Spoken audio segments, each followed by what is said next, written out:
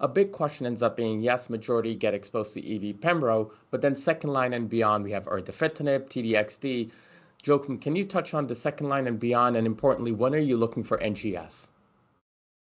Yeah, so this second line is again we have, as you mentioned, this doubling survival, and it was said that the EV302, the comparison arm, didn't include maintenance avelumab because this was modified in the end. So there are nuances. So, but yeah, so Absolutely. doubling the survival is what make people just to switch to the EV pembro.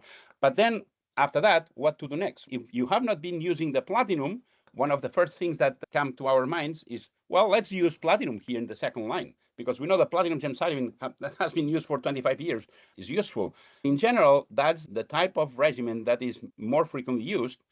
But the question comes whenever you have a patient with a tumor that has targetable genomic alterations like EGFR or HER2 IHC3+. And then the question is what to do with these patients. We have no randomized trials here. People tend to use platinum-based regimen. I can tell you that we're going to present that at next ASCO.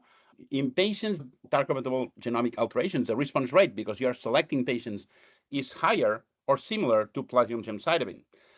We need more data. We need to know the duration of response and what to do in a patient in second line that has an FGFR mutation. Do you need to give platinum-based and then erdafitinib? Or it's better to start with erdafitinib and then give the platinum? We don't know presently. We have a drug that we know that is in this setting, in fact, in third line setting, a drug that we were thinking to have a new option, a new ADC, that is the sacituzumab govitecan against TROP2, and using a different payload that is not the monomethyl auristatin, that is the payload of, meaning it's not inducing neuropathy, and that this sacituzumab govitecan, we had data of responses in patients that fail EV. Unfortunately, the TROPiC-4 trial that did randomize in this third-line setting sacituzumab govitecan versus standard chemotherapy was negative, likely because of early death. Still, we believe that SG, now withdrawn by the company, could be an option in bladder cancer because we have limited options. The second line is a new space that we need trials, and in fact, trials are being designed.